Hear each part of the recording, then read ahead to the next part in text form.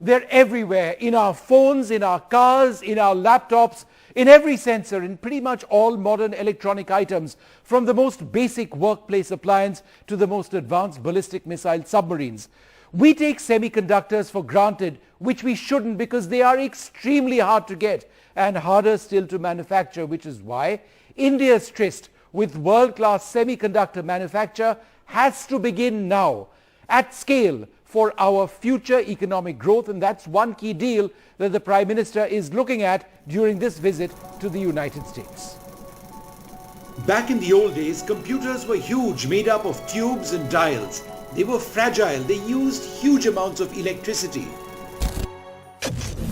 Semiconductor chips replaced these tubes. Machines became smaller, more efficient, sleeker, way more powerful.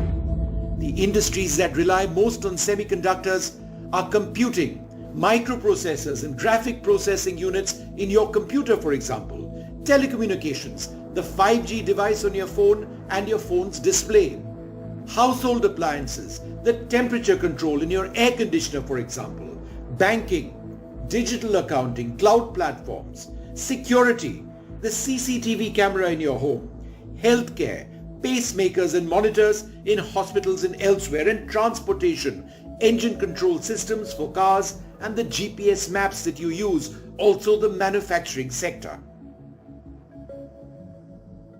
Now here is the problem for us in India. Our demand is huge and growing, but we lag in the semiconductor fabrication or FAB manufacture. We have a weak semiconductor manufacturing ecosystem. China had been a top exporter of semiconductors to India, which is problematic since a denial regime or a slowdown in such exports can be weaponized, which is why India wants to make semiconductors for India and the world right here in our country. Statistics till 2021 showed that China was the top exporter of semiconductors to India, followed by Hong Kong and then Vietnam. To get over the dependence on China and a handful of East Asian nations, in December 2021, the government cleared a whopping $10 billion package to boost the semiconductor industry. India needs a host of superconductor chips of different types to make India a global hub for electronics manufacturing. That manufacturing at the moment is dominated by just a handful of companies around the world.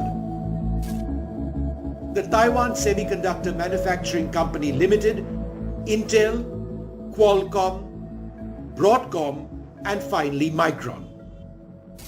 In fact, it's Micron and another American company, Applied Materials, that the Prime Minister has invited to boost semiconductor manufacturing in India during his visit to the United States.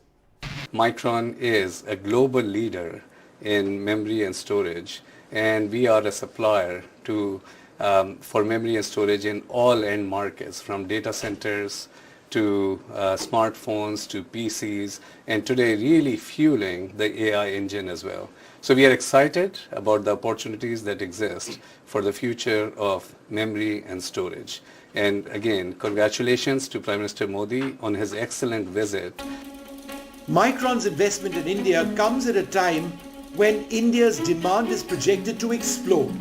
According to the India Electronics and Semiconductor Association, the India market will touch $64 billion by 2026. That's 3 times the 2019 size of $22.7 billion.